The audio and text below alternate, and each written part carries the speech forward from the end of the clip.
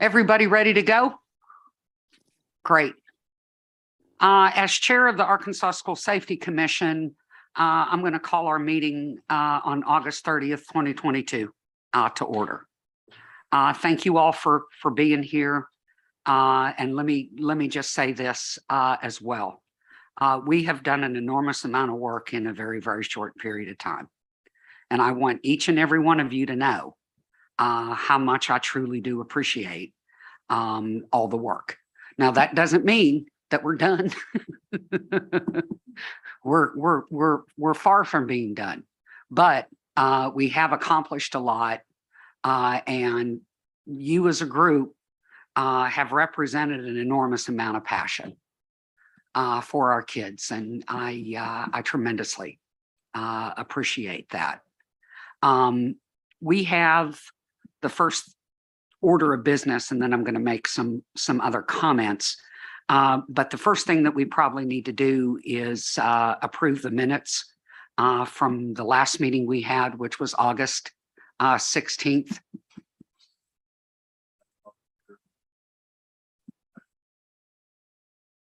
It was Chief Hollenbeck made the motion, and Sheriff Harold, yeah, Helder seconded. I don't know why I've had Harold on the brain. Any discussion? All in favor, say aye. Aye. Motion passes. Angela. Okay, a couple of quick things that I wanted to basically talk about. Number one, we are essentially 1 month out from our final report being done. And I think we need to start pulling together the final report now. And I think the best way to go about it is for committee chair or subcommittee chairs to pull together all those recommendations and the justifications that you've sent over the past couple of weeks, pull them together in a document. But we've got to be very, very careful to make sure that whatever those recommendations that passed, that those are the recommendations that show up on your document.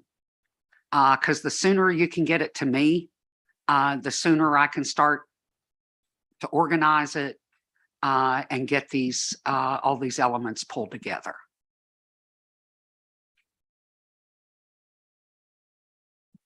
And then the other thing that we really haven't talked about, because we've been so subcommittee focused, is that there may be some things that we need to discuss as a full commission that doesn't really fit neatly in any of our individual subcommittees.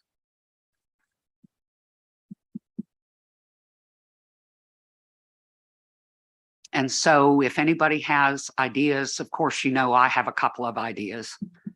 I think we can focus on funding, for example, the department, the center, the districts. You know, at least this grant process is going to give them the opportunity for one-time funding, but that's just one-time funding. But they have needs that go beyond one-time funding. So I would feel very comfortable with us weighing in on that issue if you choose to, if we choose to. So next time, or in the process between now and next time, if you've got some ideas of some more global recommendations, more than happy to receive them, and we can talk about them. Okay. Anything else? Okay. Today I'm kind of excited. We have what turned out to be 4, if I counted correctly. Courtney and Principal Burton have been able to find us. I think Principal Burton, you have a parent, and Courtney, you were able to find 3 of them. Thank you both for your efforts in doing that. Being able to hear from our parents is critically important. Last time when we did the students, I asked the majority of the questions, but I want to encourage each and every one of you to feel free to be able to ask these parents questions. So, Courtney, do you want to start off first? And I think what I'll do is I'll slide over here. Sure, I can do that. And I'm just going to go ahead and introduce all 3 of them. I believe they're all on Zoom. But we have Miss Dee Blackwell from the Fort Smith School District, Miss Elizabeth Vasquez Rodriguez from the Stuttgart School District, and Mr. Scott Irwin from the Perryville School District. And so we can start with Miss Blackwell if you are on the Zoom and would like to share a few thoughts with the commission. Maybe tell us a little bit about your students and the grades that they are in at Fort Smith School District, and any thoughts that you'd like to share on school safety. Hello, can y'all hear me okay? Yes. Okay, good. Never know how this Zoom works and how the sound comes in. So I've got 2 students in school. I have an 8th grade son and a 9th grade son. So this is my first year to have a child at the high school campus. And so what other introductions? I'm sorry, that's a little bit on my students. Yeah, that's okay. Just anything you want to share with us about the school safety at your school district, things you like, things you would like to see, any suggestions that you have for the commission? So Fort Smith School District, I feel like has done a great job. We, in the past 5 years, had a millage passed, and a large portion of that was dedicated to safety and security in our district, which has been fantastic. And there were some things built and changes in the way front door access, those kind of things, lighting, other ways of making our buildings more safe and controlled access. I still have concerns as a mom. Our high school campuses are really large. We have a lot of students. We have probably 2,000 or so students on each campus. Our middle schools, we've got 700-800 students on those campuses. And so I do worry, as any parent probably would. Things that I wonder about are ways that we can try to continue to identify maybe other students who may be in a difficult place and may come to school angry, or in a state where they're looking to lash out on the campus. I also I've heard different things technology-wise to scanners or something to identify what may come in with a student in a backpack or something. To have metal detectors at the front door of all of our campus seems a little bit intimidating. And I don't know that that's necessarily what I'm advocating for, but I am curious what other new technologies may exist to help identify what someone may have on their person or in their backpack, what they may have access to throughout the school day. Additional training for our staff. Our district is blessed to have officers on our high school campuses, our middle school campuses. We have additional officers that can jump in as needed to support our elementary school campuses. But what are new training possibilities for staff so that they feel more comfortable and confident handling any type of challenge, whether it's an outside intruder or within their classroom from another student. So those are just a few of my thoughts. I'm sure with discussion, other things may come up, but those are just some of the things. As I said, our district has made a lot of strides as far as the controlled access entries and the key access cards for the different doorways and things, which has been fantastic. But I feel like, we can always work harder. So I'm just curious what other things may come up for discussion. Great. And if I can ask you one follow-up question, because you had mentioned the millage, and I believe, correct me if I'm wrong, but the school district kind of put together a committee to help determine what those funds were going to be used for, and you were part of that committee. Is that correct? I was, yes. So a little bit before my time, there was a large group that set what was called Vision 2023, which was strategies and goals for the entire district. I then was invited to join what was called the Citizens Committee, which was made up of all kinds of parents, people from business and industry across our community. And we were presented, we took multiple tours of campuses, we met with demographers, we had all kinds of presentations that were extremely informative. And then we were tasked with going through the needs list for the district and prioritizing where we felt money should first be spent. And there were several different components to that process, and different areas that money was invested in our community. And there were several $1 million that was put directly into safety and security. Controlled access, entries, vestibules was a major component, where at almost every campus, and we have, I believe it's 23 campuses in total, between elementaries, middle schools, and high schools, and a couple of additional educational buildings, where visitors can enter into like a vestibule or a little lobby. And the only other area they can enter, and those doors are locked, there is a place to buzz in and communicate, like a two-way speaker. Those front doors are unlocked. They can then enter the lobby. And the only place they can proceed is into the school office. In most cases, they cannot proceed down the hallway without checking in at the school office. There's additional locked doors that control that access somewhat. Great, thank you. Ms. Rodriguez, are you on there? And if you would like to also share with us some information about your students and your thoughts on school safety? Yes, hi.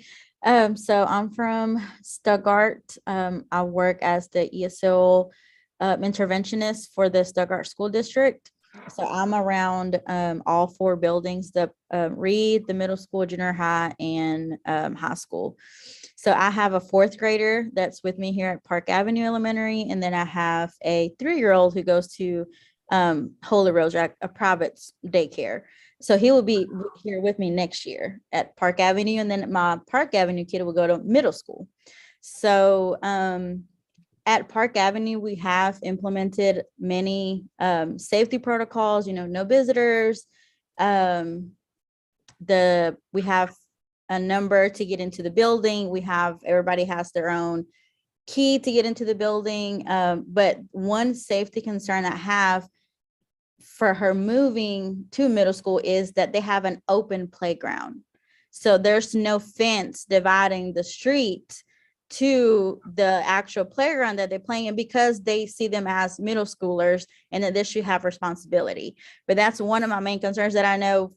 We always said my child's never going to try and run out to the street and get something, but there's cars driving by all the time. So that's one concern that I worried about as she moves to middle school is, there's no fence keeping anybody out from coming into the playground. Everything's just open, and there's a busy road behind the school, and there's an assisting living, there's the public library, there's another daycare. So there's cars driving by all the time.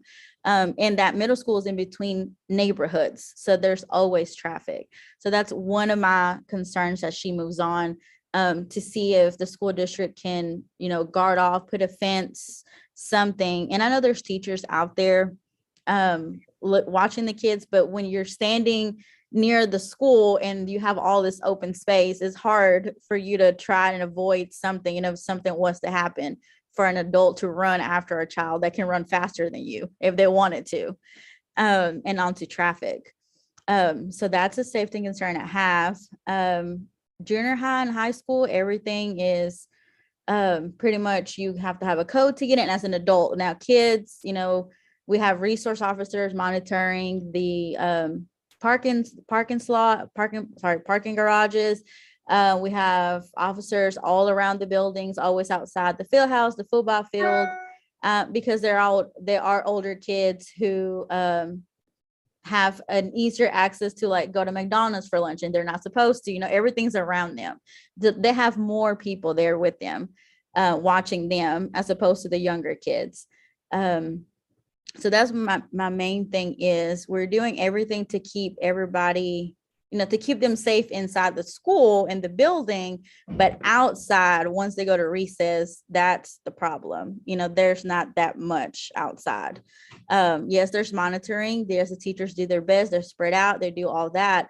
But if a kid really wanted to, they could get away pretty fast. Mhm. So that's my main concern. And I know I've expressed that to my principals, and they've said they're going to go back to the superintendent because they do ask for feedback from time to time. And, they send out surveys for teachers and parents, and that's a concern for most parents is we're doing everything we can from the inside to not be able to access the inside of the building, but what about the outside of the buildings? So that's my concern. Great, thank you. All right, and Mr. Irwin, would you also like to please share with us a little bit about your children and any thoughts on school safety? Sure, I don't mind. I am a volunteer coach at Perryville High School. I'm a fireman by trade, so in my off duty, I'm just about here every day during football season and baseball season.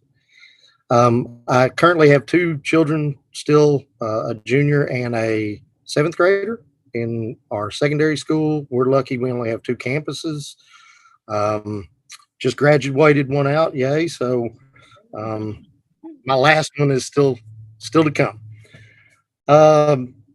Just to give you an idea of some of the things that we did this year, like Miss Blackwell, we did 4 years on our front door security, visual and buzz in, both ways. All exterior doors are locked to entry, but still have panic hardware in place for exit. Did a lot of building naming, room naming. We added silent alarms in all the offices. We're working on that for all the classrooms for next year. Went over lockdown procedures with all the teachers, and all of our doors stay locked during the period. So we did some extensive training with the SO and PD and our SROs over the summer, which I think helped us tremendously, especially with the SROs knowing the buildings and then the PDs and SOs being able to come in and help. Personally, I think we've handled a lot of the exterior threats that I see, but what worries me still is the threat from within. And the lockdown procedures would help that, will minimize it. But I think there's still something to be said about what's coming in and out of our schools, just like Ms. Blackwell stated, and how to limit that. I would also like to see every individual school is different, just like the lady from Stuttgart just talked about. And I think somewhere along the way, we need to have a security evaluation process. So my 3A school is not the same as Ms. Blackwell at Fort Smith. And I think an individual from outside looking in to help those commissions and committees like they had put together at Fort Smith make decisions forward for security. That's my 2 cents. Thank you. Thank you. And if you all, we have one more parent that's going to speak, and then we may have some questions from the commission members if you all don't mind just hanging on. Okay. This is Mr. Burton. I will ask Ms. Kirk to join me in the front so you all can see Ms. Kirk, who's here present with me. And Ms. Kirk is the parent representative for the Little Rock School District. She's a parent representative for Little Rock Parkview Arts and Science Magnet High School. So Ms. Kirk, we'll move to the front.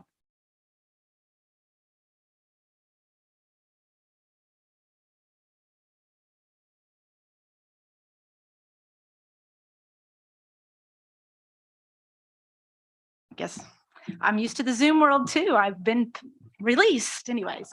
I have a lot less time to drive than them, so they're excused. I just live down the road. So, but thanks for inviting me. This is definitely a topic. I am the Little Rock PTA council president for LRSD. So I am able to go into all of the 40-something schools, but I'm focusing pretty much on my daughter, who's a senior at Parkview High School. I'm also the PTA president there. We need volunteers. People won't take my position. So it's really, I'm kind of the parent that people come to when they want to know things. So I have to say, as I was thinking about this, communication is a huge part of it. I mean, you just have to look at newspapers to know what's gone on, especially in Little Rock School District. It's like the other three said, all the school districts are very different. I have a lot of family that lives in Northwest Arkansas, and family members who are teachers and different things. And we have very different conversations over the holidays versus our schools. So with LRSD, you know, the 5 high schools, which is what I'm most familiar with working within, they're all very different. You know, if I listed all 5 of them off, they're in different neighborhoods. We all are under the same rules that we go through with school safety, but some might be implemented a little stricter than others. Some may be trying to do your best, but from a parent's perspective, which is kind of what I'm touching on today, or my thoughts on things, I feel like sometimes communication isn't always there. So we don't know what's happening. Little Rock, we've had a lot of shutdowns, neighborhood shootings, things happening in the neighborhood. I know Central Parkview had them last year a few times. It's really scary. You don't know what's going on. So you don't know if it's outside or if it's inside. You're getting a call. The worst thing is when I get a text from my daughter. She starts off saying, I'm okay. Well, I'm right there. I'm sweating, I'm like, I'm coming to get you, and parents did go to their kids. But when they got there, they didn't know that it was happening across the street, the library, someone was having a shootout or whatever, went on, and they were going into it. So I think, the communication, but then again, how do you get that communication out when something's happening? So it's a catch-22. I don't have the answer. What I did, we went into the school. That's where I loved being a parent voice. We called all these parents together that were blowing up my phone and saying they weren't happy. They wanted to know what was going on.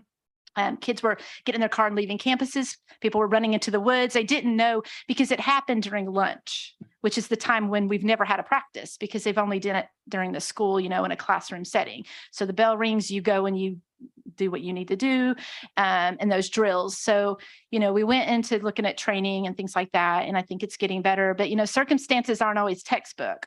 So it's having to think outside the box. And I mean, the kids are scared, my daughter, they are scared. I mean, they act like adults. They talk like adults. They don't always act the most respectful sometimes, but they are scared and they don't know what to do. And they need to know that there's rules. So I think sometimes they don't go by the rules. For instance, backpacks. It's a huge thing in LRSD. If you need to wear a clear mesh backpack. Well, why? It's not fashionable. It's not what's down. I don't want to wear this ugly clear, clear whatever. And I tried to explain to them, it's for a reason. They're like, why? Because, and I explain, and they're like, oh, I didn't know that. But they were just told that rule. So I think, I'm trying hard to get parents together when I go to every school and when I have my district meeting with parents and having that voice and getting them to talk about these things and also realize why we have these things. So probably just went around the bush on that, but I could go on many different things, but I really think LRSD tries to do the best job they can. We do have police officers who ours are awesome. They're always there to answer questions. They come to the PTA meetings and answer any questions that parents have. And to me, that is something that makes me feel really good, just having their presence with their LRPD car and their uniform, and they're there, and the kids love them. At least most of the schools I've gone into, they really are there for them, to support them, to talk to them, to, make them understand why we can't just, it's a closed campus. It's not open. You can't, like they said, you got the McDonald's, the Taco Bell, whatever, literally like eyesight almost. And temptation's there, you know, they want to leave, they want to do that, but that's not safe. And then just controlling who can come into the school, because doors do get propped open. I'm not speaking for a certain school, but let's just, you know, you went out to the field house. Well, you don't want to have to walk back around. People will stick a shoe or a brick or whatever in the door. And that, I would say every single school that has done that. And when you look at what's happened this past year, people can get in that maybe don't. You just have to be, I always think about what happened and how that affected me when I saw what happened, like Uvalde and places like that. And it makes me not complain when I'm buzzing the door, because I don't have a fob to get in. I'm a parent volunteer. So I'm literally sometimes standing out there for 10 minutes, buzzing the door. And it frustrates me. And I am kind of like, why didn't someone just stick a rock in the door? But there's a reason why, you know. So I'll be quiet.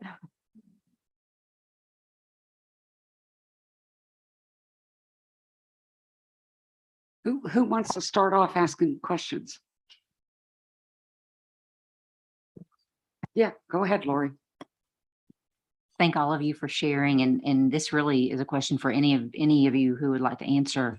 I know that Fort Smith has an anonymous reporting system for possible threats. I'm not sure about the other school districts.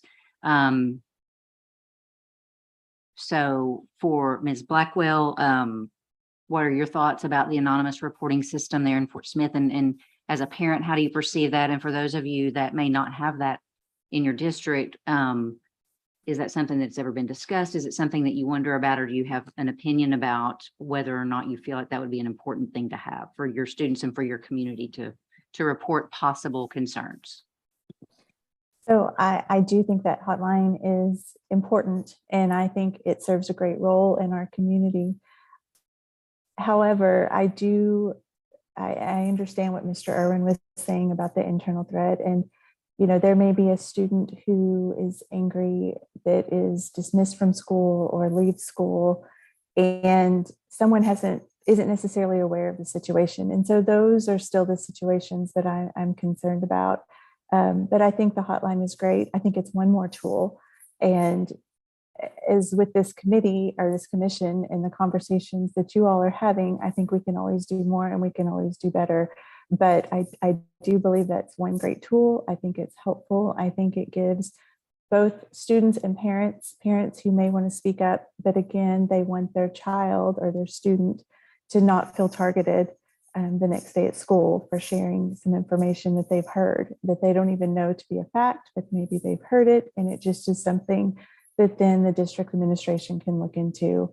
And so I do think that's an important tool to is one more layer, I guess, one more layer of safety to add in there.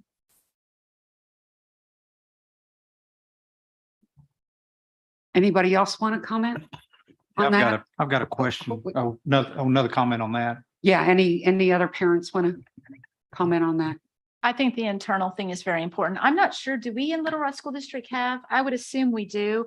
The dreadful thing for high school is you find out about things via social media of students. Things get leaked out, and then that's when, you know, the parent will say, oh, I mean, I'm not kidding. You go to any high school student who's linked to Instagram, TikTok, all of that, they know what's going on. And then it will leak through them, and then it will leak out. And I mean, they'll say so-and-so is going to come and shoot up the school or whatever. I mean, it's bad. And then you get parents who will call and say, hey, did you know this is going on? And then it excites this huge thing, when now, you know, I will say you can go and you take it to administration, obviously. And I think sometimes it's just not knowing how it's handled. It is scary because mental health is a huge issue, especially with COVID. And I mean, it's something that we are really trying to help students. But it's, you know. Yeah, and you know, one of the things that we've talked about as a commission is a big part of what we're trying to do that kind of ties into what Mr. Kirk was saying, is that the threat within is to try to identify those kids who are at risk of going down that path of violence. 100%. And focusing on that mental health, because we can't provide what they need until we can identify them. But the primary purpose being able to get them the services that they need, because those paths are very, very slippery slopes. Do you, as parents, appreciate knowing that there are programs like that in your schools. Yes, very much so. But I also think when a teacher comes to administration or whatever, it needs to be acted upon too. Because a lot of times people will come about a student they have, and then another teacher will come about this same student. A lot of times this will start in middle school. But if people aren't connected or mental health, someone isn't there to support this child or help them, it escalates to a point. And then so many times, and I'm sure this is what's happening with school shootings throughout the United States, there's always someone who would say, I always worried about him in middle school, or, yep, he was in the cafeteria. And I know there's one instance in particular where it was a kid I mentored in middle school. Me and the person who mentored him, some things had come out and luckily this person's got help, but it got pretty serious. And when I heard the name, I instantly, like my face just fell. It made me sad that the kid never got help because I didn't know where he'd went. I think he'd went a few places and ended up back at the school he was at, but it made my heart sad, but it also could have been a very serious situation. Sure. He got help. They removed him from the situation, but I think people should have acted on that more proactively because it got to the point where teachers got scared, and that's the thing that comes out through social, they're not going to share it with their peers. It's something you want to keep private and do, but it's scary when you find out about it as a parent that that's been going on. Sure. Marvin, and then David Dr. Hopkins, did you want to make? Yeah, a I just want to comment? add that, Little Rock School District does have the anonymous hotline that's actually monitored by State and Security Department. And also we have ways in which we monitor our electronic devices as well that are issued by students. So we're multi-layered approach in regards to trying to ascertain as much information as possible to seek help for our students and also staff persons as well. Dr. Hopkins, Well, this is a little bit different question. Are you ready to move on to? unless there's a parent that has another parent that has a comment about this topic. Mr. Kirk, do you, when we talk about, you talk about the threat from within, does it make you feel better that we're trying to put more emphasis on mental health of the students? I guess he's not there anymore. Yes, ma'am. This is Oh, there you are. Mr. Irwin. Yes, ma'am. Oh, Irwin. I think That's it why I does. didn't answer. But I mean, when we look back over the last couple of years of problems, it seems to always come from within. Our security threat isn't always from the outside.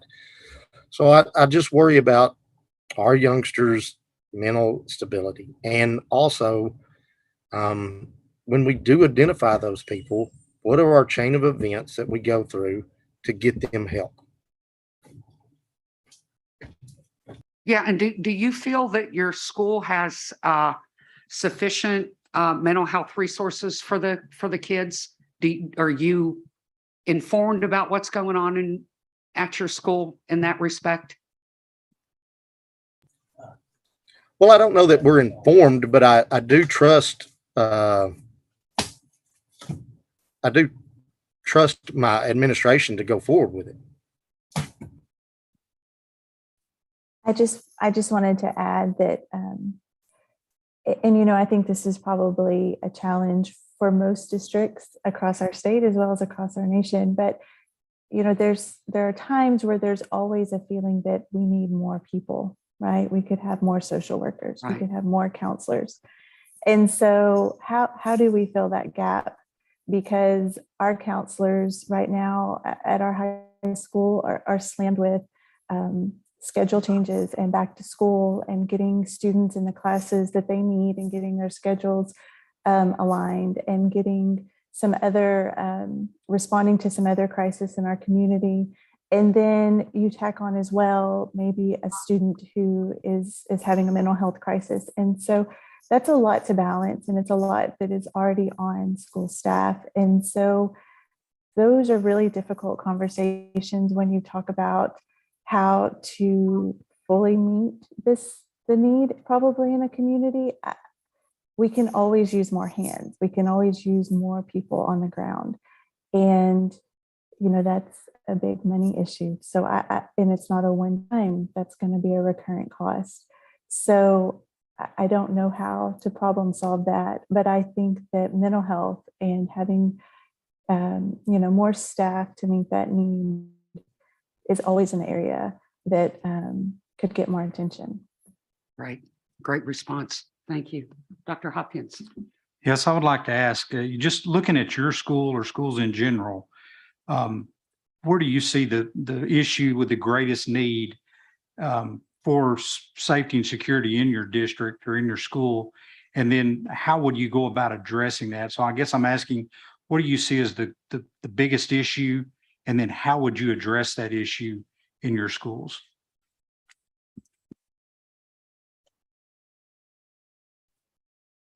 I'll jump in. It's a hard one. It's a hard question because most every issue is tied back to funding, right? Of either recurrent funds or one-time funds. We have 2 high school campuses in our district.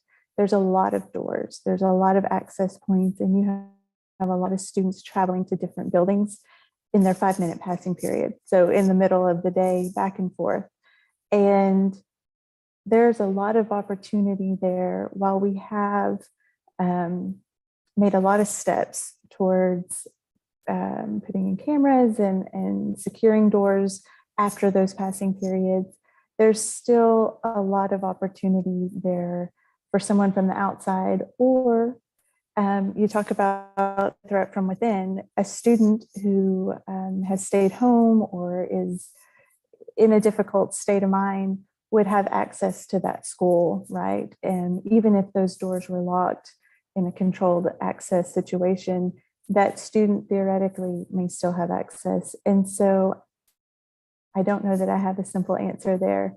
I think that these are things that, again, are often campus specific and district specific.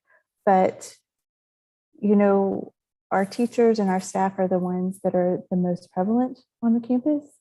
And so helping them feel prepared. So if there are additional trainings that we can give them, if there are additional eyes or cameras that are needed in these different areas of the campus, just ways to help maximize the visibility and the communication and the training for the people on these individual campuses, I think is important.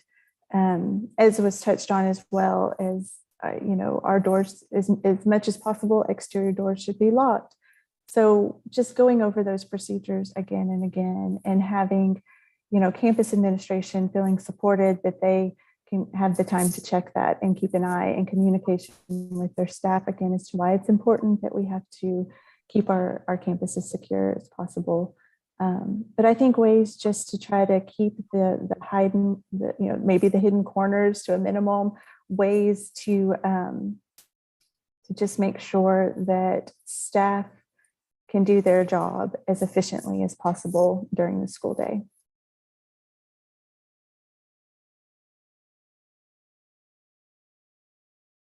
Wonderful. Anybody else have a comment on that? I think in keeping strict to the rules, not letting the rules get laxed. Because like with anything, it's like the masks, for instance, when we lifted the mask or went into the stoplight thing, which I think was good. I'm a very big mask. I mean, I'm trying to come around to the fact that we're going to live like this but when you told them they didn't have to wear masks anymore, and then we had to pivot back to wearing masks, they're not going to do it. It's the mindset of I have freedom and I didn't get sick. So therefore, I think sometimes it works the same with safety. To me, the COVID thing and the safety thing go very hand in hand. I mean, it's what we're going to do a lot with PTA this year, but the doors have to stay locked. Like my daughter did say to me today, they went into her class and they talked to them about the rules for safety, about your backpacks, about student IDs, which at Parkview, we've not had them. I know Central has to wear their ID in a lanyard, I believe. We've never done that. So I'm quite excited about that.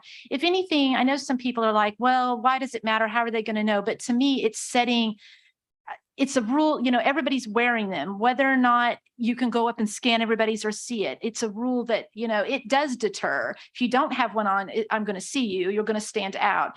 And just reiterated those rules. Like when you go out, our campus, definitely you go out and there's like woods out back, you know, it's an old campus. If you've been on Parkview, it's representative of the 70s, you know, it's a block like circle around, but when you go out the back, you've got like an open area in the parking lots right there. So, you know, just keeping the doors locked where you can't hold them open for your friend. Security does, I mean, we have 4 security guards. They work really hard. They're great. I mean, they communicate with us well, but sometimes things do get lax, and it's not at Parkview, it's everywhere, you know, so just having those rules where you come in the front door, that's where you check in. I think like one of them said, you come in, they buzz you in, you go to the office. You don't just start wandering through the halls and you're suddenly in the chemistry wing, you know what I mean? And it'll happen sometimes because but typically we have a security guard sat at the front desk. But you know, there's times when they have to go to the cafeteria or they have to go somewhere, so they get buzzed in. But I think we've been better about it, but I am very much, I mean, I have administration come and speak at our first meeting on the 6th, just so, you know, we've hit the students. Now we need to follow it up with the parent, because gone are the days where they're coming home. I'm sorry, I was like, homeroom mom. I love a good letter in the notebook, in the backpack. I'm just geeked out on that. But I have to ask my daughter, and my daughter is very much like, she's just like me. She's like, Mom, she texted me while I was here what they did, whatever. But I need to know that too, because I don't know. So I started a group chat with parents so we can like communicate those things that people are missing out. So like, I'll put it out about security thing they released today. And I think once again, it boils down to communication and knowing that everybody, just because you're friends with the coach or you're best friends with the principal, it doesn't give you special permission to come around that side door where who knows what can happen. And it happens all the time. And it's not just a Parkview. I mean, my friends teach up in Northwest Arkansas, it happens at the same time because you're tired, you're trying to hurry, you got your lunch and you got 2 minutes before your class is like taken over. So I think just taking those extra times, it'll be worth it in the long run if we can deter something happening that, you know, you are going to be sat there. If you cause somebody to get in a door that you left open for somebody, you never live with yourself if something like that happened. So. Yeah. Super. Thank you. Mr. Irwin or Ms. Rodriguez, either one of you want to chime in on this? I did want to, I mean, I don't know how we could get funding or how we can always come up with resources, but if we're going to do our best as a school to identify those students, or our school district to identify those students who need the help, who need the counselors, who need the help, how do we get those resources to the parents who don't know what to do with a child who might need help? You know, how do we get those parents educated? And it's okay for your child to need other services to be well mentally, you know, because there's always the stigma. If my child gets labeled like this, I don't want my child to be labeled as mentally unstable or for them to be labeled as crazy or, you know, things like that. And so you have kids who need help, but then you have reluctant parents who don't want to get that kid that help that they need. So how do we work with those parents and educate them that it's okay to ask for help? It's okay that your child needs something extra just to get them to where they need to be mentally. You know, how do we get across to those parents who might have a difficulty accepting that their child might have a problem? That's something that I think about all the time, because our counselors are doing their best to help those kids with in-school services. But I mean, there's parents who decline, who do not want their child to get that help that they need. So how do we get through that?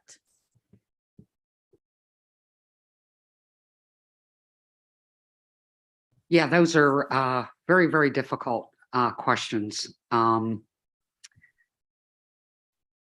of the questions that I wanted to ask you all is that obviously these events keep happening, you know, and we're trying to do everything that we can to provide the kind of guidance for our schools.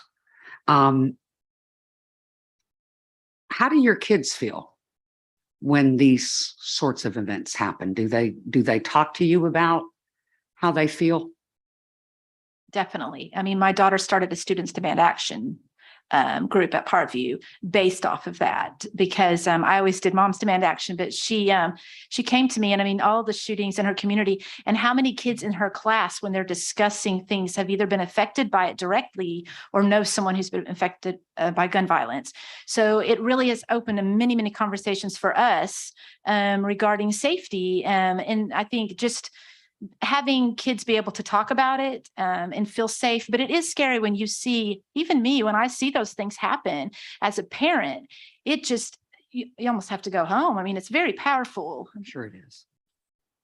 You know, one of the things that we've talked about, and I guess we're going to talk about today, is students getting more involved with school safety at their schools.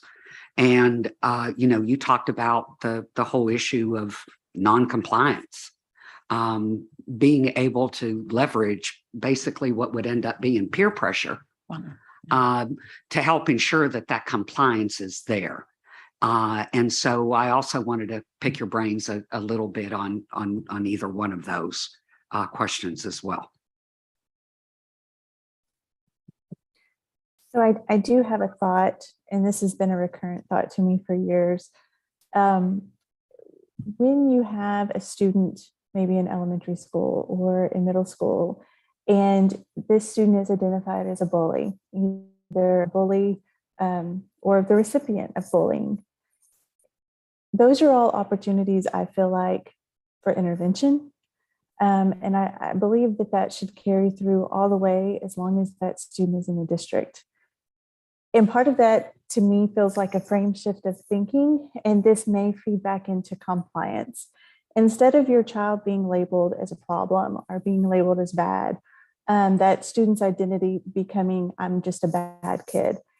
Instead of those labels that can be maybe prohibitive to growth, instead seeing all of these behavioral situations as opportunities for intervention, of opportunities for change, and of opportunities for maybe teaching this student a different way of acting, of conducting themselves, of communicating. And that spreads beyond that student, that goes to the parents, that goes to the peers, especially when you're talking about maybe action of other students. It becomes a culture of your district or of your campus that, instead of labeling in a negative light, that's an opportunity to teach that student, show them a better way, get them additional services, maybe services they need at home, maybe services they need after school, maybe, you know, interventions that they need pullouts during the day. I don't know what it may be. But, you know, even your high school kids, just dismissing them and expelling them off the campus isn't helping that student not go out and perpetrate something dangerous or unsafe. So how do we as a community instead take each one of those opportunities, how early it may be or how late it may be for that student in their educational setting, but really focus on the opportunity for intervention at that time, for changing outcomes, rather than just punitive, push them aside, get them out of the way, really looking at ways to make a change so that they can be a healthy student on the campus as an ultimate goal. And I think we have a group of people on our mental health and prevention subcommittee and this whole commission who agree wholeheartedly with you on that issue. We have to identify those opportunities for intervention and change the trajectory of these kids. So hopefully we'll be able to give them some tools that schools can use in order to do that. Who else has a question? I've got one more, but I want somebody else to go before me. I'll give it a go. One of the things that resonated with me, or a notice of a lack of a presence, it may have started with Ms. Blackwell, but it just that you said you had police officers present within high school and middle schools, junior highs, but not elementary.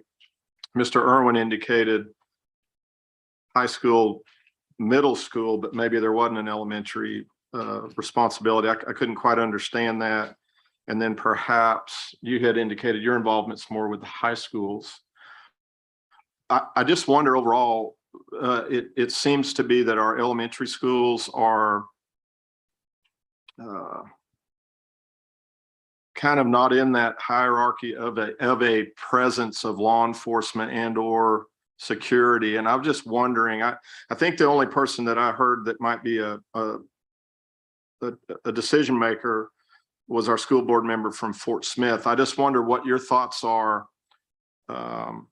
about that. I mean, how do we get the message out that we at least from a law enforcement and security perspective, we need all buildings covered? What would be all of your thoughts on that?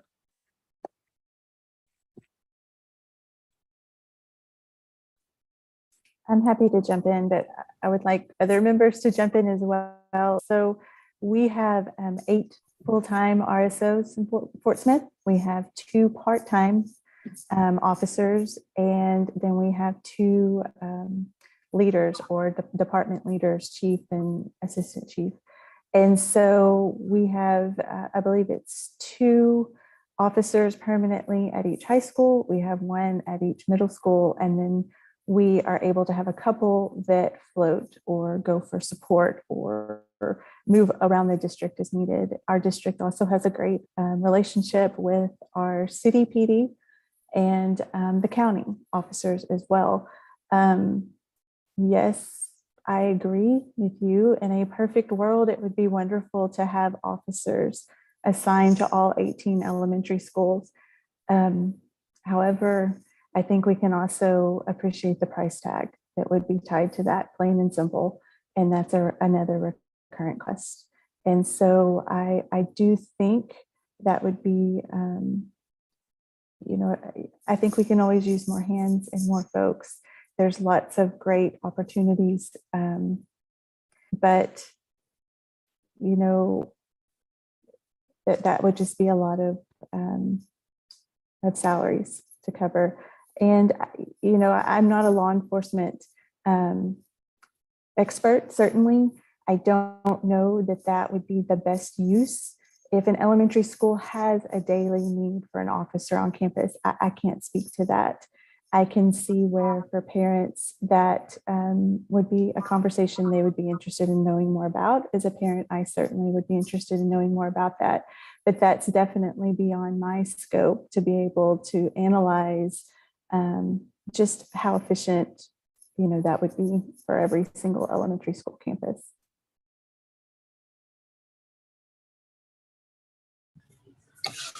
In Stuttgart, we have a full-time SRO at the elementary school, and then we have a full-time at the middle school, and we have 2 full-time that rotate between the junior high and the high school are right next to each other. So that's what they do. They go back and forth. One does parking lots around the school, and one's inside the buildings. So they take their turns doing that. The parents at the park at the elementary level, I appreciate having an SRO full-time here. That builds a relationship with the kids as well. He teaches safety rules. We had a male officer this year. We have a female officer, and it's great for the kids to see that a female officer is the one taking care of them as well. I mean, it's a great role model to have a female officer in the building. But the kids are learning from her safety rules, what to do, stranger danger, things like that. I mean, that's teaching them early on those safety skills that they need as they grow up. So I see the importance of having one at the elementary level for sure, not just the high school. The high schools, you need that because they're older kids and they're more bound to do things. But at that Park Avenue that we have here, that's where I think it needs to start, because it teaches them the safety early on. Mr. Irwin, were you going to chime in? Yes, ma'am. I was going to say that we're lucky. I say we're lucky. We only have 2 campuses, K through 6, 7 through 12, and we have SROs at both of them, and both of them are very active and we see them on site every day, all day. And I am very pleased with that part of it. And law enforcement come and go as they need. And I think it's good to have it open to them and them to be seen and interact with the kids. Super. Ms. Kirk. Well, my daughter was in elementary school, which now she's a 12th grader. So we had at each elementary, we had a security officer, not a police officer, but a security officer. And the kids loved him. Like they all knew this person. I don't know what year it was, and they may have put them back. Obviously, I have one child and she's in high school, but they stopped having them in the schools, elementary schools. And there was one that roamed. So he was over maybe 4 or 5 schools. Is that currently how it is still? On the elementary campuses, we have mobile officers that have zone elementary schools, but all the middle school and high school have multiple security officers. Like the high schools have anywhere between 4 up to 12 security officers, and all of them have SROs as well. Some campuses have, like Little Rock Southwest has 3 SROs, and Central has 2. And so they all have SROs and security officers. So I assume that it was a funding issue probably as to why it took about the elementary. So the schools, it was funny because the schools that had more resources, they had like the Watchdog Dad program. So the school that I was at here in Little Rock, they just enlisted the Watchdog Dads, and a dad would come up or, you know, be there during certain times of the day. But I know other elementaries didn't have that. And, you know, it's great to still have one who's mobile. But then again, if you need someone quick, you got to, you know, give them a call and they've got to come to you. So I think it was great to have that person in the building that was able to, but, you know, we have a lot of elementaries, and I would assume it's a budget thing. So, I mean, that's something that would be interesting to look at, because people do talk about it a lot, why we don't have them at the elementary. You know, I don't know the answer to that. We just need more money, I guess. I don't know, but it gives you some sense of like feeling more safe. And for teachers, you have somebody to go to.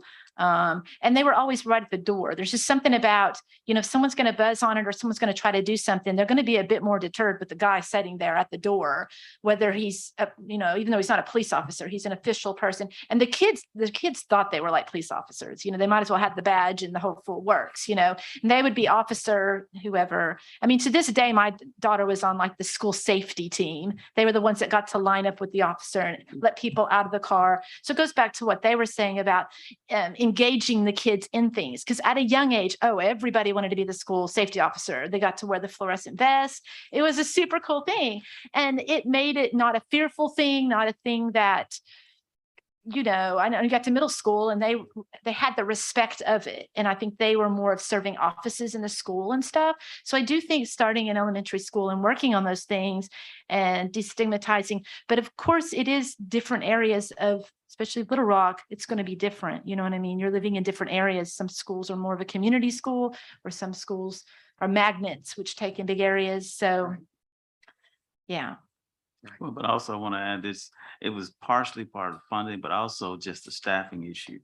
Trying to find individuals that were qualified to serve as security officers. That has been really difficult. Yeah, it's been difficult for law enforcement Exactly. as well. I still have my one question. Does anybody else have a question for our wonderful parents? Okay, probably the last question for you, and let me just say this right now. Thank all of you for taking your extremely valuable time to be here. Several of you have talked about communication and how important that is. As parents, what sorts of things from a school safety perspective do you think you should be communicated with by the school district? What sorts of information would you like to have?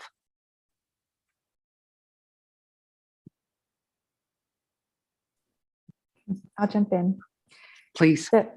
So as a mom, you know, I like to know what this, you know, that we do have RSOs, that we do have folks on our campuses, that, you know, there are Fort Smith PD that are also patrolling our neighborhoods and our campuses as well. It's helpful to just have that, maybe I would say like 100, you know, a high view. I know that parents, the community doesn't need a detailed, maybe every detail of a security plan, because that could also be a safety issue, but just know Correct. generally what steps are in place. Again, the secure vestibules, the secure access, and just some of the steps that the district does make. But additionally, we do have an email and a text system that goes out to parent phones.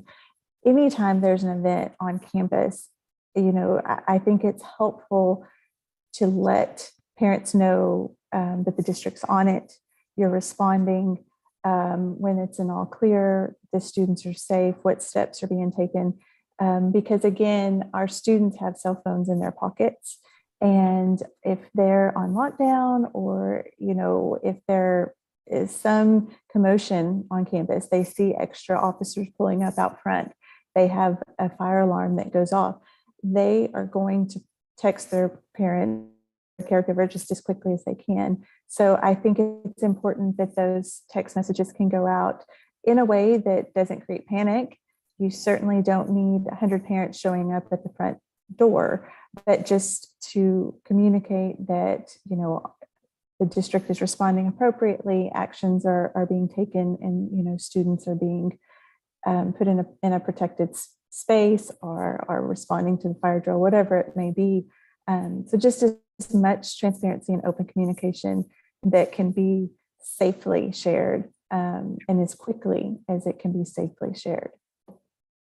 Yeah, those are some great thoughts. Thank you. Ms. Rodriguez, do you have anything? Yes. So just like piggybacking on what she said, I get to know things because I work for the school district, but outside parents do not know, what's in our crisis plan, how are we going to handle a situation. And yes, specifics for safety do not need to be known.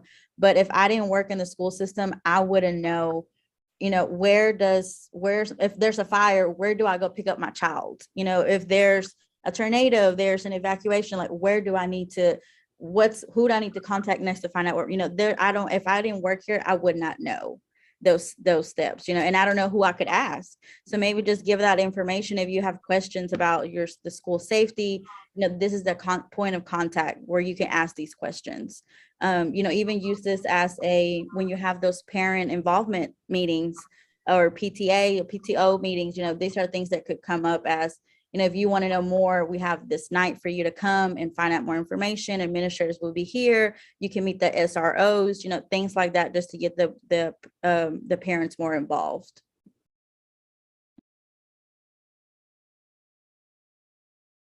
Mr. Irwin? I agree with Ms. Blackwell. The communication is going to happen. So if we head it off early, that's the best choice. I also agree with Elizabeth. I don't work at the school district, but I'm at the school district, and parent involvement is the key.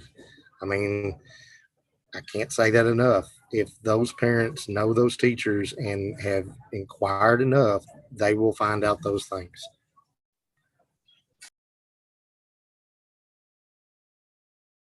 Ms. Kirk, do you have anything you want to say? Yeah, I just agree with her, Ms. Blackwell. Just the communication and making the parents know, because like Elizabeth was saying, if you don't work in the school in the school, you don't really know what's going on. I mean, you're relying on your student to tell you, especially in high school. So yeah, just keeping the communication open. And like I said, I'm going to invite them at our first PTA meeting, the security officers and the administration. So if they have any questions, and maybe just go over what they went over with the kids. So then everybody's on the same, and that way, if anything does happen or the child's not doing what they're supposed to do, the parent can say, well, they didn't know, or I didn't know, everybody's on the same, page. And that way we can hopefully move forward and have a safe year and not have any incidences happen. So. Absolutely. Thank you all very, very much. We appreciate the time that you've spent here with us, and really appreciate your valuable advice and perspective and suggestions. So thank you. Is there anything that we haven't talked about that you would like to let us know? I just want to say thank you for the invitation and the opportunity to share today. Thank you. You're more than welcome. You know, the one thing that we share is the safety of our kids. Kids are our number one priority. And I think it's important that you know that that's our number one priority too. So thank you all very, very much. Thank you.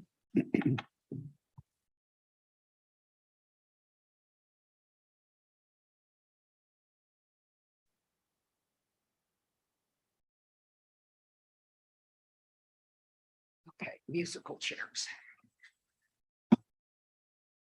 Okay, now we're going to get started on a new group of recommendations. So it looks like we have mental health and prevention that's going to be up first. Ms. Poston. Yes, ma'am. We only have one today. So you all received the email with the information. The recommendation, as we've revised it, states all school districts should have access to training and ongoing support for implementation of evidence-based programs that develop and maintain positive climate, encourage trauma-informed practices, deter bullying behaviors, promote social emotional learning, and healthy peer relationships. We provided some supporting information that spoke to the points. There are multiple complex risk factors implicated in school violence. And when you read reports that go back and review previous instances, it goes from childhood trauma, which is often including violence or abuse and neglect in the home, impulsivity, lack of self-control, poor social skills, peer rejection, mental health concerns, including suicidality, exposure to media violence, and more. We feel that their risk factors may be difficult for schools to influence. Some of them, there are a variety of interrelated approaches that schools can use to build a cohesive and supportive school environment that is designed to reduce the risk factors and increase protective factors in youth.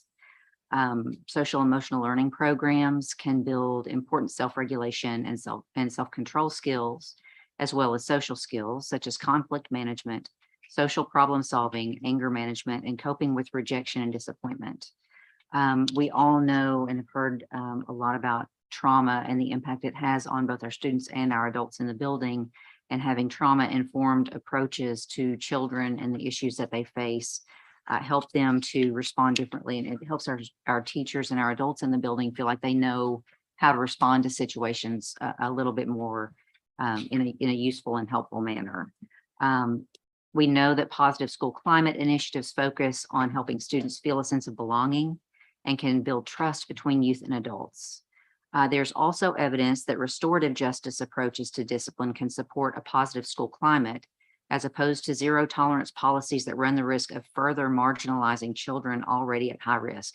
And I'm so relieved to hear Ms. Blackwell say what she did, because I felt, I knew this was coming up, and just feel like there's so much that can be built into this that can help children that we typically ostracize and we isolate and we remove them from the school environment, and having ways to better intervene with them and offer them the needed supports to help them get back on track, rather than pushing them away and labeling them. So I won't go into reading the rest of this. There are already existing initiatives that DESE and Arkansas Division of Arkansas Department of Education is working on.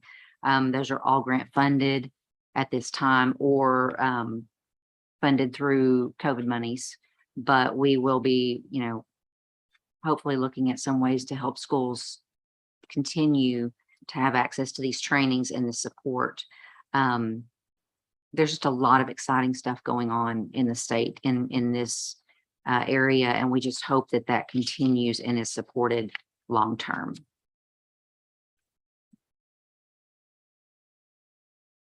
Shall I reread the recommendation? Yes, ma'am. I'll entertain a motion. Okay.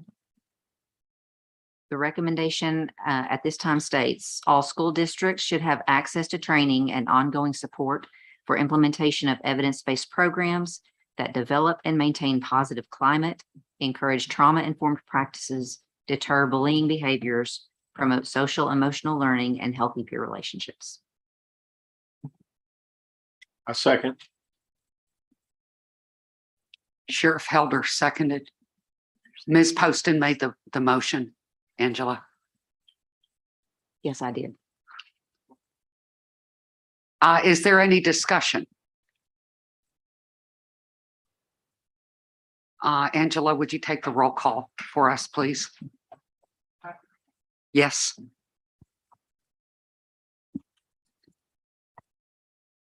Dr. Mays, yes. Mr. Burton, Yes. Mr. Kane, Yes. Mr. Du Bois, Yes. Dr. Dunn, Ms. Gann. Dr. Dunn. Oh, yes. Oh. Ms. Gann, Yes. Mr. Gary, Yes. Ms. Graham, Yes. Ms. Green Braswell, Yes. Sheriff Helder, Yes. Dr. Hernandez, Yes. Chief Hollenbeck, Yes. Dr. Hopkins, Yes. Mr. Kiefer, Yes. Ms. Poston, Yes. Ms. Salas Ford, Yes. Ms. Stone, Think she had to leave. is Ms. Wiltie online? Yes, and I agree. Okay. All right, motion passes. Super. Thank you, Angela. Next up on the list is law enforcement and security, Sheriff Helder. Thank you, Madam Chair.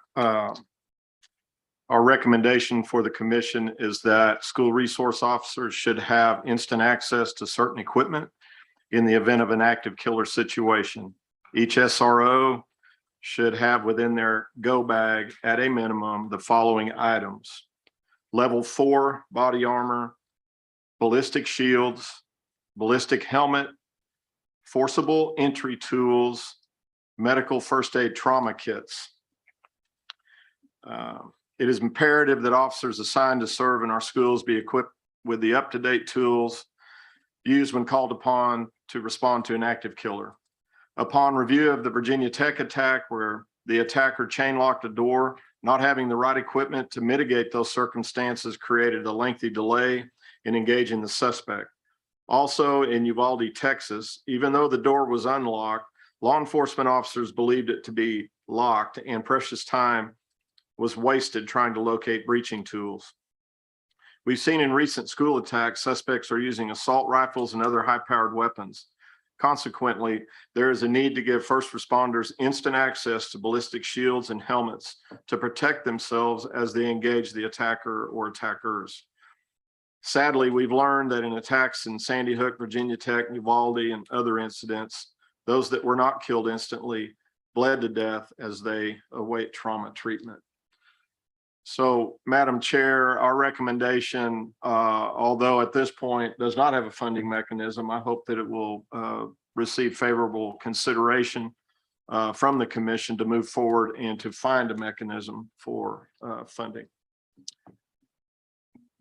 My recommendation, what? Sheriff, Yes, would ma'am. you like to make a motion? Yes, ma'am. I would like to make a motion that school resource officers should have instant access to certain equipment in the event of an active killer situation. Each SRO should have within their go bag at a minimum the following items. That would be level 4 body armor, ballistic shields, ballistic helmet, forcible entry tools, and medical first aid trauma kits. Thank you. Do I have a second? Second. Mr. Gary, seconded. Any discussion? Can I just ask for clarification? Are we saying like each officer should have their own bag? Is it like per school? Is there specifics? The recommendation from our subcommittee would be each SRO, and that's all encompassing, as you know, school resource officers and our independent Right. police officers. They're all encompassed in SROs, so it would be each individual. But my understanding was that it wasn't for each individual SRO, that the school should have this available for them. And I think that's getting more to Courtney's question, is it not, Courtney? Right, or if, I mean, even if we heard some of the parents talk about having two officers at one school, so would each officer have their own bag, or would it be one for the school that the officers could access? It might just be, I'm nitpicking, but I just wanted to have some clarification. Optimally, each officer would need their own go bag, because our body armor is going to be fitted for, there are different size people that would actually be utilizing this, and they would be able to keep better up with or better keep up with, for instance, their forcible entry tools that to do checks to make sure they're all there. If any item is used out of the medical trauma kit at any point in time, to make sure that it's updated. That's our recommendation from the subcommittee.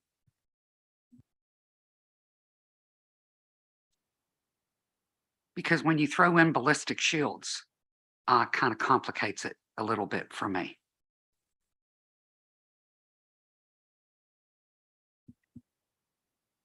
They're very expensive. Yes, they are. But in actuality, that's probably one item that would probably not be in the bag. That might be a singular item off of this list that would be stored at the school. My apologies, ma'am. That's Point okay. of clarification. Thank you. Yeah, no, I'm totally with you. So maybe we could change the recommendation in a way that that the ballistic shields would be removed from the list.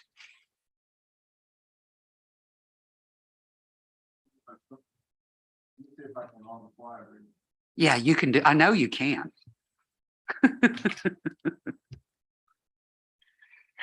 School resource officers should have instant access to certain equipment in the event of an active killer situation.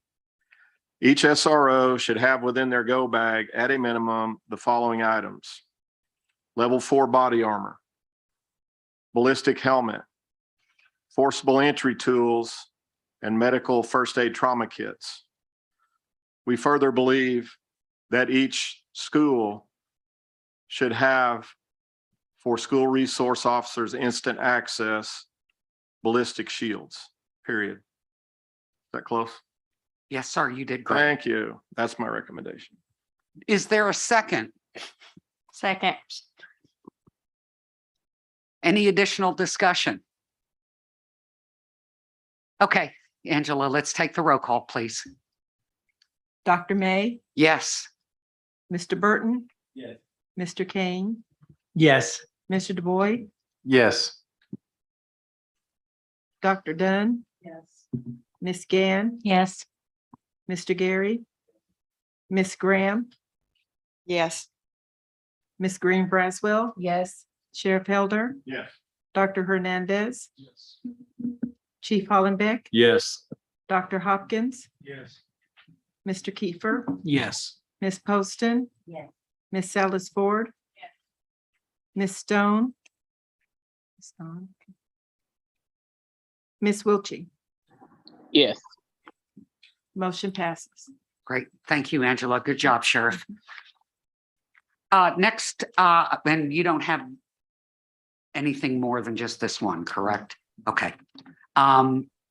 Secretary Gary, audits, EOPs and drills. Yes, thank you. So we also just have one from our subcommittee this week, and everybody should have this. It's relatively short, but I'll go over it again. The recommendation is to implement community emergency response team, parentheses, CERT training in Arkansas high schools. And in order to enhance school safety and resiliency in the event of emergency event, either natural or man-made, it is a recommendation of the subcommittee to establish FEMA-approved community emergency response team training in the high schools. This training is designated to deliver immediate on-scene care, assistance to victims within the facility and prior to the arrival of professional responders. These CERT teams will be composed of a faculty or a designated staff advisor, minimum of 6 high school students. The training would be provided as part of an appropriate curriculum that is already currently being offered, such as health science class or ROTC program. The CERT curriculum can be linked to any existing student groups and does not have to be a separate or an additional program than what that school may already have. Students who successfully complete the training be qualified to serve on the response team. They're outfitted with what's called CERT responder bags that have just a few things, safety, security things in there. The CERT teams can be a component of an overall campus youth safety council composed of staff advisors, student representatives from each high school grade level. The purpose of these councils would be to promote individual community preparedness and safety initiatives for the school as well as the community as a whole. And again, they can be part of an existing youth group and does not have to be a separate organization. And if I could, I'll go ahead and just kind of elaborate on a couple of things on this. One, this is not a brand new program. This is something that is taking place around the nation. Arkansas has been doing this for a little while, really got a lot of momentum here in the state prior to COVID, and that kind of slowed things down like it did a lot of other stuff. So we're continuing to do that. But what we're asking is that this commission make this part of the recommendation to kind of keep that going. And these are FEMA approved. The FEMA training is free, so there's really no cost to that. There is some cost to the CERT bags, but I mean, it's not a great cost. And some schools here in the state have actually kind of put together their own bags for that. Another thing that we found or that we believe that this will do is really increase those students' interest in the service professions like EMTs, like law enforcement, like fire. And, you know, we've seen a little bit of this to where interest in volunteer fire departments, because we know they are struggling around the state. So this kind of has a little side benefit to what they will learn for in the schools, but actually things that maybe could help the local communities in that. So. And if I remember correctly, we also talked about another advantage. There being these students could help the school safety coordinator on each campus, and they can also play a very valuable role in helping to ensure compliance when it comes to safety and security procedures, kind of similar to what we were talking to the parents about, right. And building that culture. Yep. Of compliance and the importance of peers. So, yes. Good point. Thank you. I will entertain a motion when you are ready, sir. All right. Our recommendation is to implement community emergency response team training in Arkansas high schools. Second. Sorry. Did I hear a second? Was that Mr. Kane? Yes, ma'am. Okay. Is there any discussion?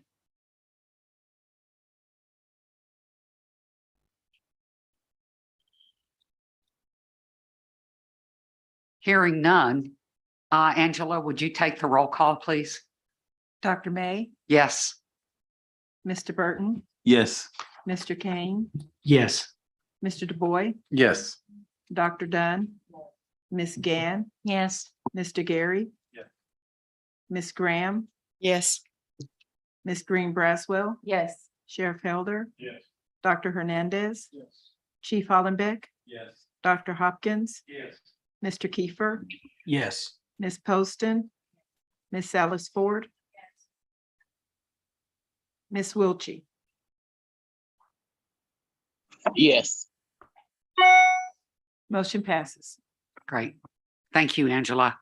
Now, the next group on our list is intelligence and communication. And there's really not any recommendations coming today. One of the reasons why there's a little bit of a delay is that we're trying to focus quite a bit of attention on our cybersecurity recommendations for that committee. And we needed some additional time. So there was nothing to pull forward for today. Courtney, do you want to add anything on behalf of Chief Chapman? No, just as you stated, we're continuing to have those conversations around cybersecurity and feel like some recommendations will be forthcoming in future meetings. Yep. Okay, super. And last and definitely not least is Mr. Kane with physical security. Yes, Madam Chair and fellow commission members, the Physical Security Subcommittee has 5 recommendations for your consideration today. And I'd like to encourage my fellow subcommittee members to jump in if I've left something out or if you have a point to make. The first one is all school districts should utilize a grand master key system, ensuring that each campus has a master key. The justification for this is it allows for quick and easy access for authorized school personnel. It is critical that multiple authorized personnel have quick and easy access to every open space on the campus to prevent a potential threat to students or staff, that internal threat. During a potential threat to students or staff, precious time cannot afford to be lost searching for keys to get access. I will entertain a motion when you're ready, sir. Yes, ma'am. I make the motion that we adopt this following recommendation. All school districts should utilize a grand master key system, ensuring that each campus has a master key. Do I have a second, please? Lori, Ms. Poston? Any discussion?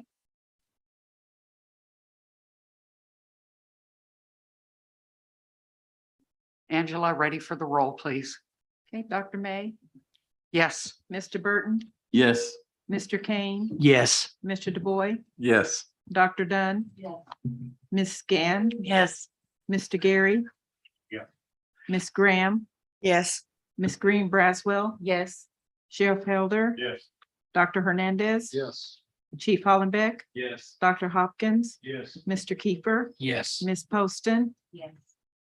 Ms. Salas Ford, Yes. Ms. Wiltie. Yes.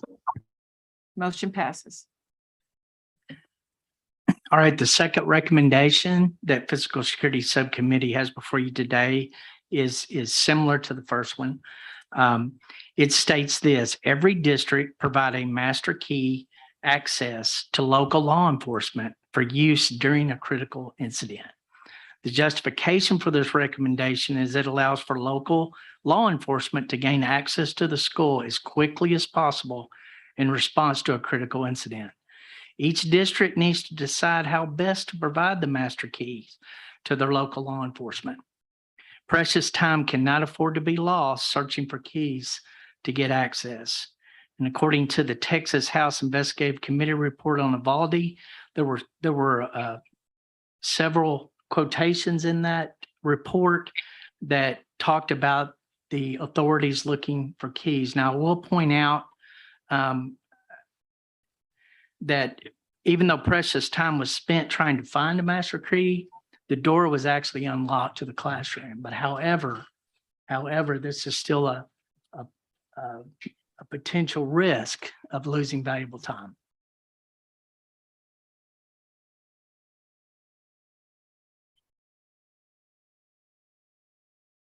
Would you like to make a motion, sir? Yes, ma'am. I'd like to move that the commission adopt the following recommendation. Every district provide master key access to local law enforcement for use during a critical incident. Do we have a second? Chief Helder, Chief, God almighty. Hollenbeck. I confused, you guys kind of are molding and melding completely together. So I just combined you both. Boy, does that conjure up an image. My apologies, Chief Hollenbeck. Is there any discussion? Okay, please go with the roll. Dr. May, Yes. Mr. Burton, Yes. Mr. Kane, Yes. Mr. DuBois, Yes. Dr. Dunn. Ms. Gann. Yes. Mr. Gary. Yes.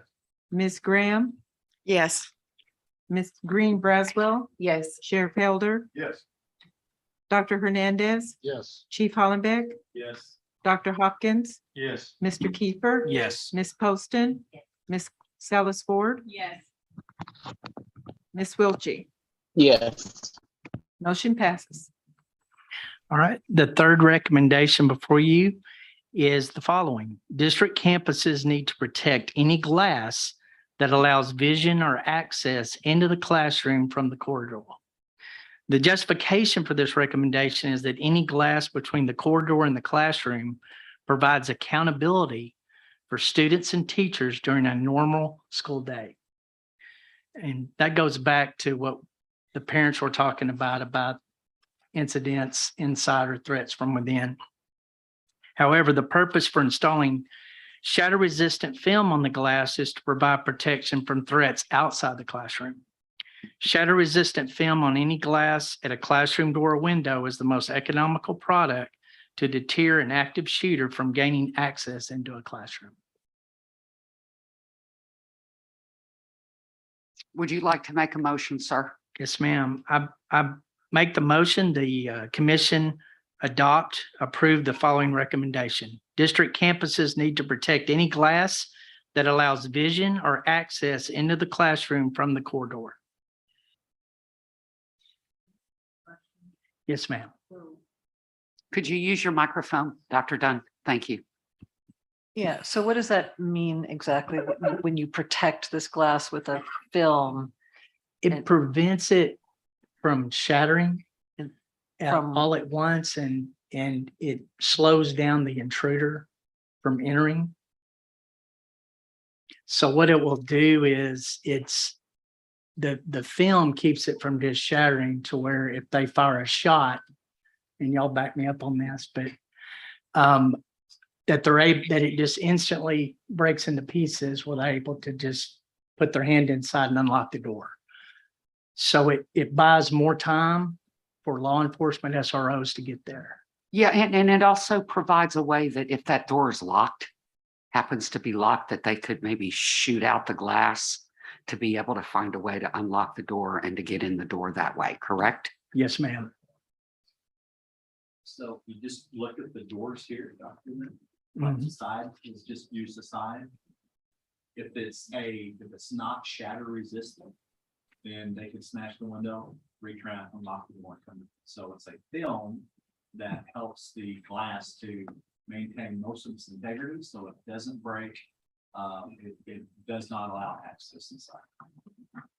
Okay, so it's you're impeding Yes, ma'am. entry and access by an intruder, including if they shot it, Yes, ma'am. but it doesn't completely eliminate that. No, ma'am, it So- doesn't completely eliminate it, but it certainly buys time. Okay. Okay, thank you. I just wanted to Slows understand them what down. what exactly. And this, there's a follow-up recommendation to this too, Okay. that'll make sense as well. So we made the motion, correct? We had a second. Any additional discussion? Did we get a second, Angela? No, I see a head shaking down there. Okay. So you made your motion. Do I hear a second? I'll second. Was that Sheriff? Oh, Du Bois, okay. Yeah, you were able to get a word in edgeways way down there, aren't you? A I race tried. for the second. Any discussion? Okay, roll call, please, Angela. Dr. May, Yes, Mr. Burton, Yes. Mr. Kane, Yes. Mr. Du Bois, Yes. Dr. Dunn, Ms. Gann, Yes. Mr. Gary. Yeah. Ms. Graham. Yes. Ms. Green Braswell, Yes. Sheriff Hilder, Yes. Dr. Hernandez, Yes. Ms. Chief Hollenbeck, Yes. Dr. Hopkins, Yes. Mr. Kiefer, Yes. Ms. Poston, Ms. Salas Ford, Ms. Wiltie. Yes. Motion passes. thank Right. you. The next recommendation before you is the following. District campuses should use covers on vision panels on classroom doors during lockdowns that allow students a blind area to hide. And the justification for this is that cover provides another of protection for students and teachers in the event of a threat from the outside of the classroom. Research shows that in an active shooter incident, the attacker is looking for quick access and easy targets. When they cannot visually see targets, they move on to other potential victims. And I'd like to make a motion that the commission approve the following recommendation. District campuses should use covers on vision panels on classroom doors during lockdowns that also allow students a blind area to hide. Are you going to ask for a second? I'm No, kidding. ma'am. I'm gonna let you do that. Yeah. Do I have a second? Not gonna do that again. I second. Crystal, Yeah. seconded. We have a second. Crystal. Any discussion? Okay, roll call, please, Angela. Dr. May, Yes. Mr. Burton, Yes. Mr. Kane, Yes. Mr. DuBois, Yes. Dr. Dunn, Miss Gann, Yes. Mr. Gary, Yes. Miss Graham, Yes. Miss Green Braswell, Yes. Sheriff Helder, Yes. Dr. Hernandez, Yes. Chief Hollenbeck, Yes. Dr. Hopkins, Yes. Mr. Kiefer, Yes. Miss Poston, Yes. Miss Salas Ford, Yes. Miss Wiltie. Yes. Motion passes. All right. And the last recommendation before you is the following. District campuses equip classroom doors with locks so that doors can be locked from the inside. Allow for access from outside for authorized personnel and allow for egress per the current state fire prevention code and the ADA standards for accessible design. The justification for this recommendation is that there are other threats besides just the threat of an intruder from the outside, which has been the main focus of what we looked at. But we also have to be aware, as was brought up today, threats from the inside, for example, in the classroom. And also we have to keep in mind the danger of a fire. So what this recommendation does, because of these other potential threats, three aspects need to be addressed. So you've got the classroom door lock needs to protect from the outside threat. It also needs to protect from the inside threat, so authorized personnel can get in with keys. And it also needs to allow for easy egress or exit from the classroom in case of a fire. Or in case of a threat inside the Case of a classroom. threat inside, yes, ma'am. And I So we will- want them to lock their doors, but these are the kind of locks that we want them to Right. use for these specific purposes. Yes, ma'am. Would So- you like to make a motion, would. sir? I would. I move that the following recommendation be approved. District campuses equip classroom doors with locks so that doors can be locked from the inside, allow for access from outside for authorized personnel, and allow for egress per the current state fire prevention code and the ADA standards for accessible design. Do we have a second? Second. Was that Crystal again? You're just like Action Girl today. You're on it. Thank you, Crystal. Is there any discussion? We're punchy today. Is there any discussion? Yes, sir. Could you use your microphone, please? Yeah, Courtney, I don't know, you might be able to help me with this kind of off the cuff. Library doors. Is there some sort of an exception to libraries as far as flow that those doors not be locked or?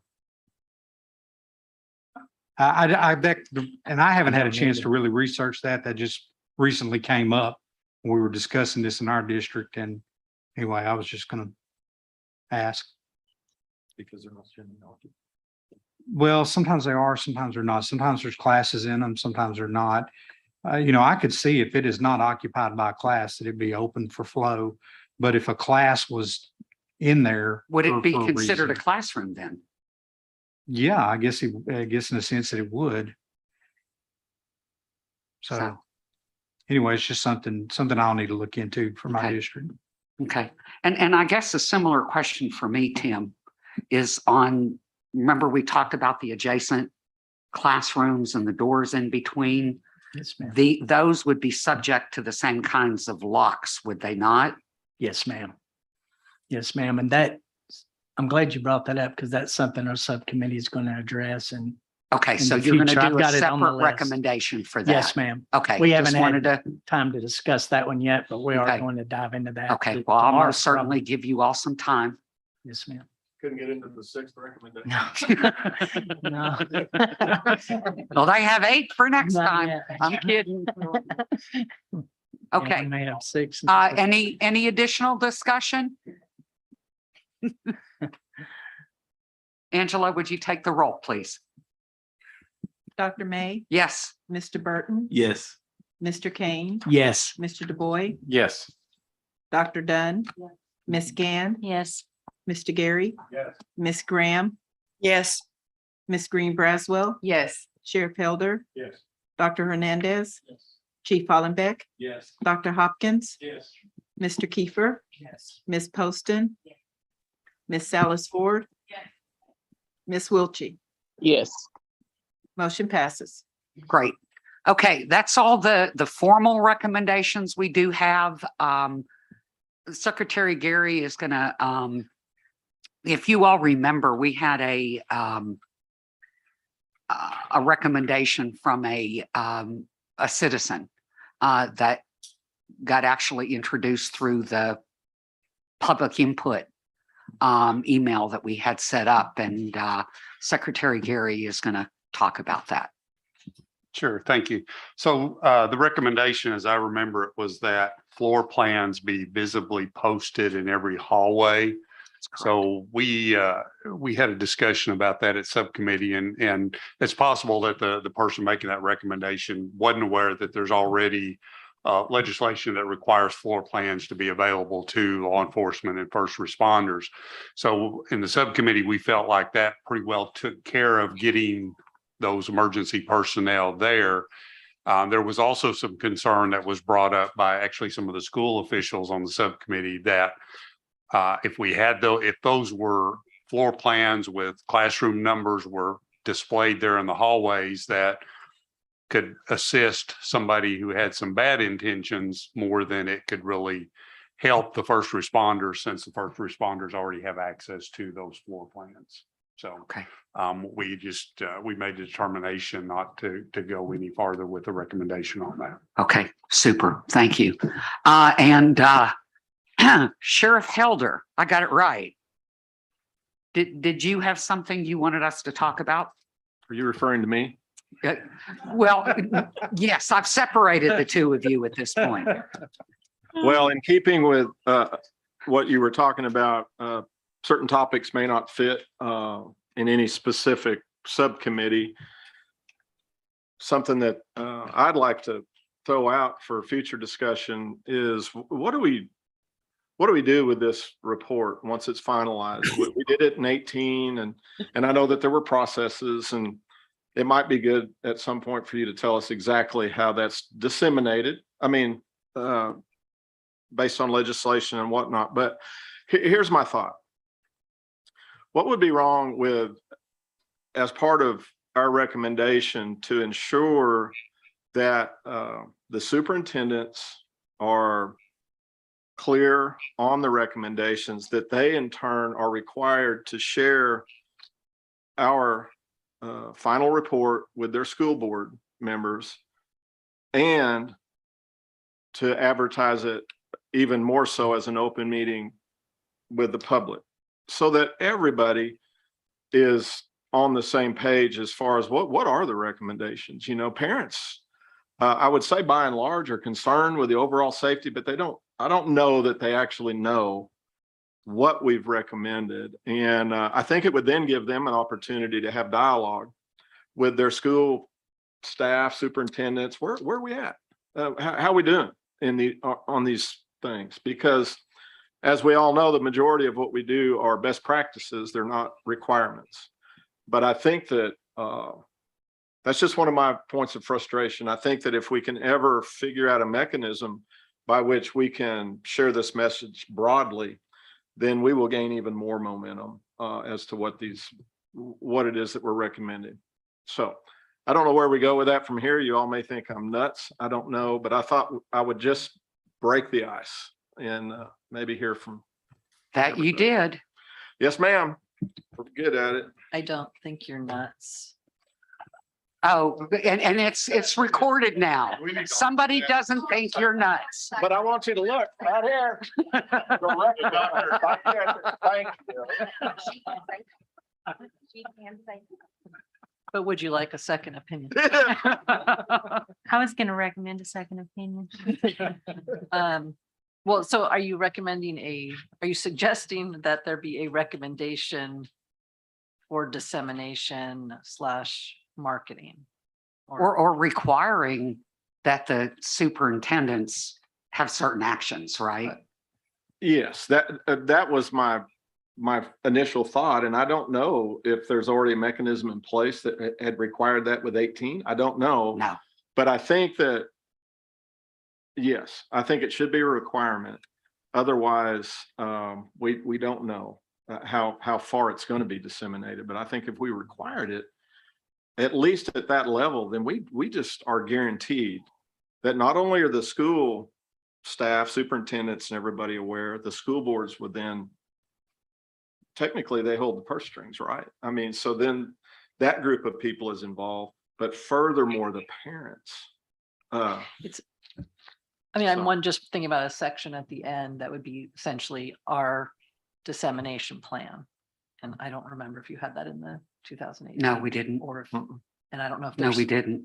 I don't know what it might cost something. But see, that's really not our dissemination kind of my plan. question. That would be Well, specifically about how the schools disseminate that information. Is that a Department of Education issue then? I Sure. mean, that's what I'm trying to think. Well, no, Absolutely. I don't admit being ignorant often, but but we have a stake in seeing that Of course we our do. work Yeah, gets out and there. I mean, I don't want to say it's department's obligation, but I do think it's something that the department would want to be concerned about and assist with. In order to make it a requirement, you almost kind of have to have legislation, which I hate to do since it's kind of a one-time thing, but without jumping too far ahead, what immediately occurred to me was maybe that it be part of any application for funding or grant Yep. funding that they certify that it's been shared with their board and Yep. stakeholder input. That Oh, might be a I way like to not have to do legislation. Yeah, I like that a lot. So does every school district every year, are they involved in that process? Grant funding application? Well, I was referring specifically to the school safety grant funding that the legislature recently set aside to make available.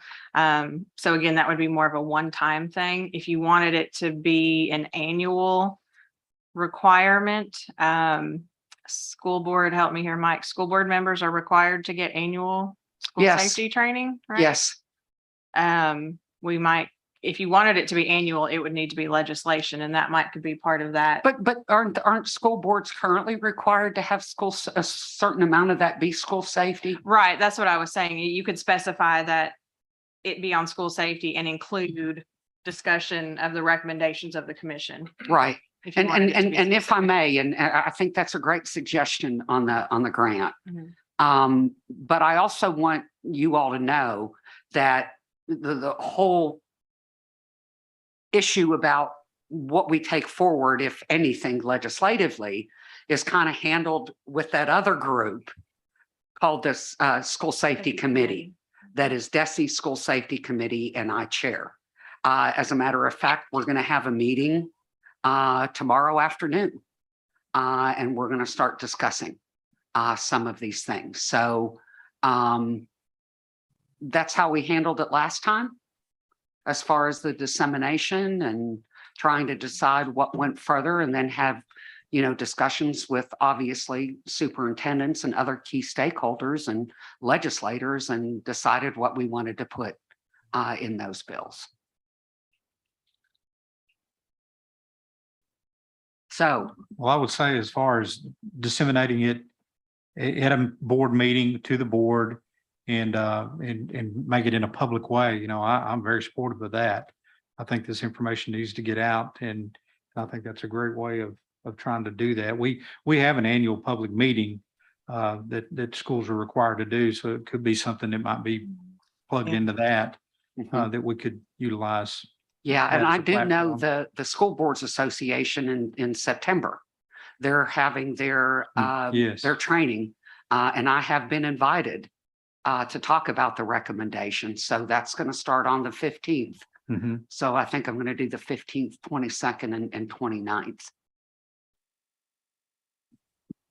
Yes, Sheriff. In that vein, I think, Courtney, you kind of mentioned maybe a one-time deal, but I was really thinking it kind of is a living document that is shared, but also for this reason, so that there is some accountability as to what progress are we making along these lines. And I know that we probably have to be guarded on some specific things that might cause a security issue, but I don't know. That's just my broadened thought on this whole thing, that it's not a one-time shot, because you have school board members come and go. I was a Right. school board member for 15 years, and I know that David, even though he's in support of this, is probably going, that's just all I need is more people getting in my business. Oh, he'd you know, never but- say that. Well, I just know that superintendents have a lot on their plate, you know, as Yeah. far as the finite amount of dollars and rules and blah, blah, everything. But I think this is so important that we need a community effort to pull this off. And to think that we can just dump it on the superintendents and it's all going to get done. I just think that there need to be layers of accountability and then a progress report. Yeah, I agree. And not to dump it on anyone else, but we mentioned Jerry coming on as our new safe schools Speaking of coordinator. accountability, That'll be one of his primary tasks then, is to work on an implementation plan with school districts, and whether it's him going around and sharing it at co-ops. Another thought that came to mind was posting it on the school district websites. There's always a state required page of information so parents could access it. I think there's lots of different options that we could work into that. yeah, Lori, did you want to try to get in on this? Well, and I'm staring at Howard over here and I'm trying to pick. No, up- Harold, get it right. Howard. Sorry, we are getting punchy. And maybe this is the social worker coming out in me, but I'm just kind of envisioning, hey, this school board in your community really wants us to come, some of us to come and share about how did we come to these recommendations? They want to know maybe more specifically about the physical security piece. Why did you say all this? Or if a school wants to know more about the mental health, I mean, would it be helpful for some of us to say, I would be willing to come and visit if your board would like to hear from us? Or if a board has Sure, questions. I absolutely. mean, once our report is out, then we could kind of speak to those specifics that Mhm. were included. I mean, and kind of just take this thing on tour, you know, if some schools. You were guys have at interested it. in that. Because it's one thing to present to the school board association, Mhm. but in Magnolia, Arkansas, that school board, may have different questions than what we've addressed. So they might want to hear things, or in Mountain Home or wherever. So I don't know, that might be something to think about too. Is just how could we make it useful and helpful and relevant to those specific districts that might want more information. Mhm. Just thought. Sorry, Jerry. But you know what? We might finally fill a school board room with people that are not mad about coaches or something. They actually be informed. I don't know. Thank you, Dr. May. Oh, yes, sir. Sheriff Helder. Okay, any other thing that we need to discuss? Our next meeting is going to be the day after Labor Day, September 6th at 1 o'clock. I'm sure we're going to be having our subcommittee meetings as normal this week. There's still a lot of stuff to do, and I'll speak more with the subcommittees when you all have the meeting about how we need to prepare to get ready for the final report. So I'm going to make this motion. We're adjourned. Thank you all.